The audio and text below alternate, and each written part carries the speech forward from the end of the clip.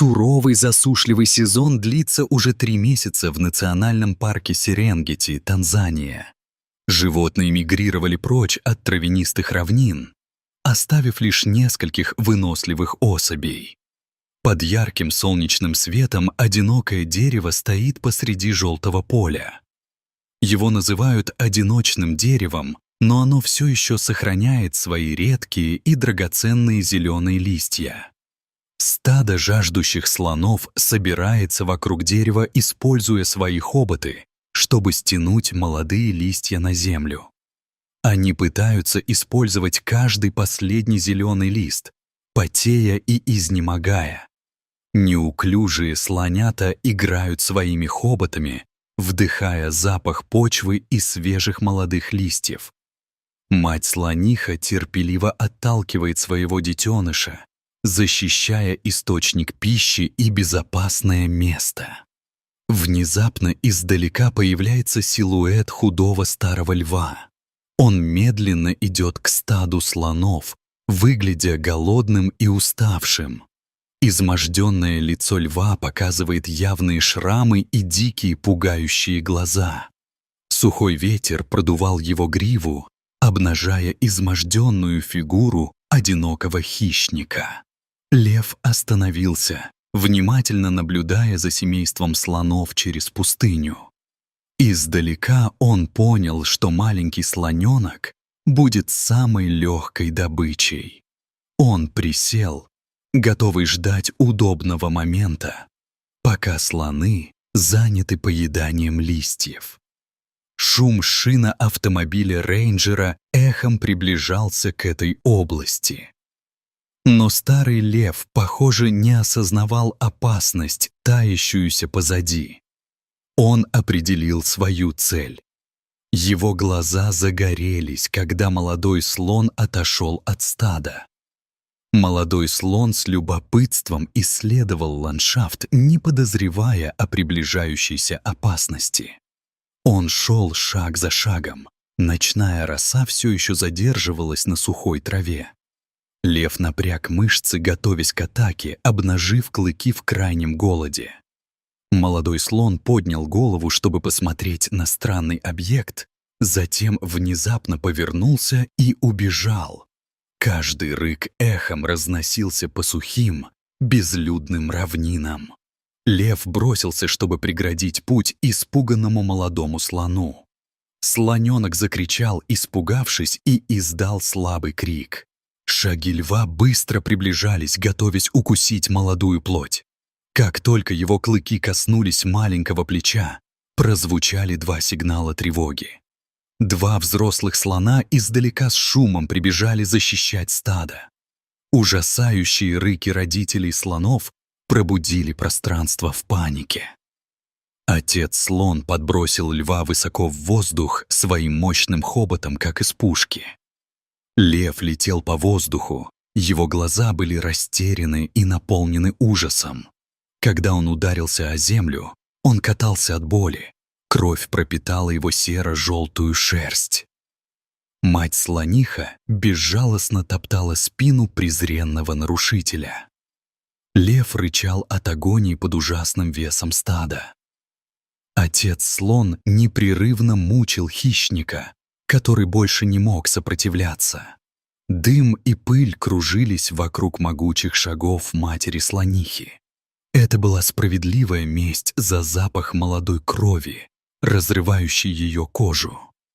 Слоненок стоял сдержанно далеко, широко открыв глаза, не понимая, что происходит. Каждый удар, каждый топот слона заставлял землю болезненно дрожать. Только когда лев рухнул от изнеможения и больше не мог реагировать, они остановились.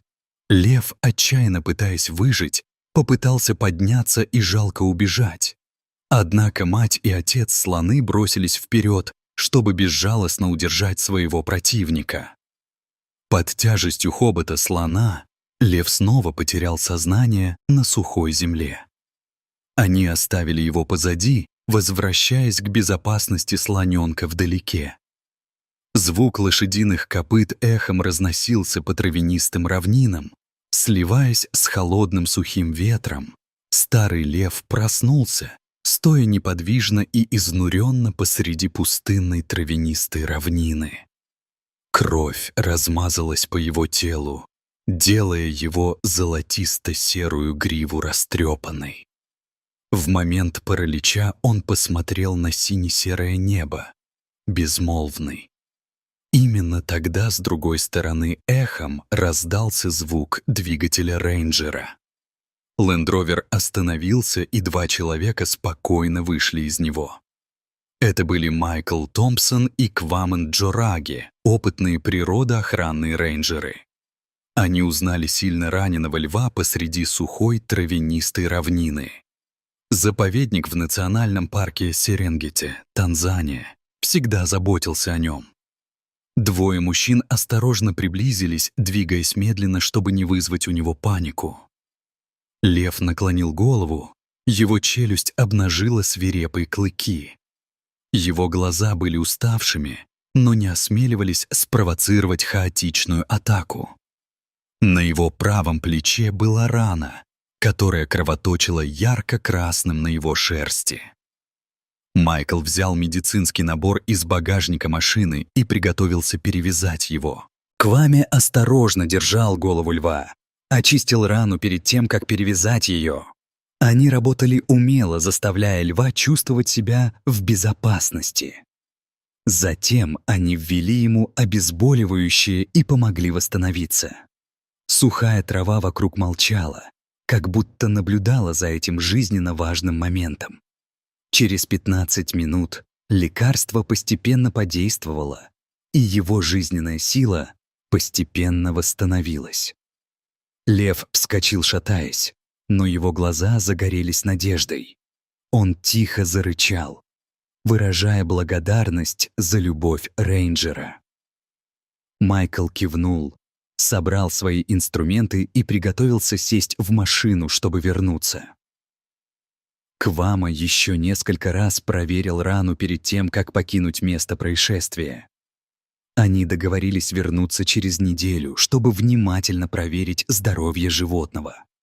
Неделю спустя команда рейнджеров, включая Майкла и Кваме, снова отправилась в путь. Когда машина приблизилась к предыдущему местоположению льва, она внезапно остановилась. Перед ними стоял знакомый лев, приветствуя их. Под полуденным солнцем шрам на его спине все еще несет метку боли. Майкл счастливо улыбнулся, поняв, что это лев, которого они спасли. Кваме прошептал историю недельной давности своим коллегам в автобусе. Группа внимательно слушала, восхищаясь необычайной жизнеспособностью кота. Лев тихо зарычал, как искреннее спасибо рейнджеру по этому случаю.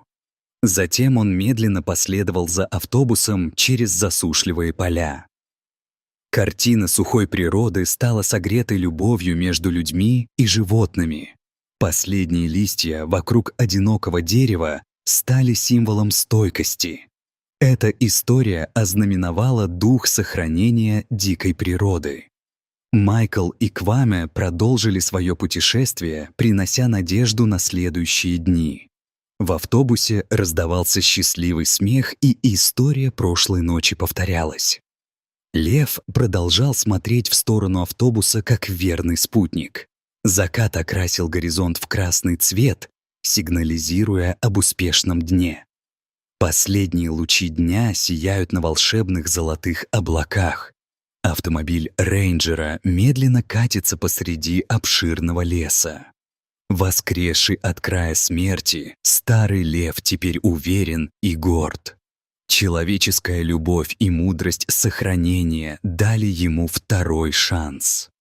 История мужества и любви к животным навсегда высечена. На бесплодных равнинах Серенгети дух сохранения животных сияет вечно. Дорогие друзья, спасибо, что нашли время посмотреть все видео полностью. До свидания и до встречи в следующих эпизодах.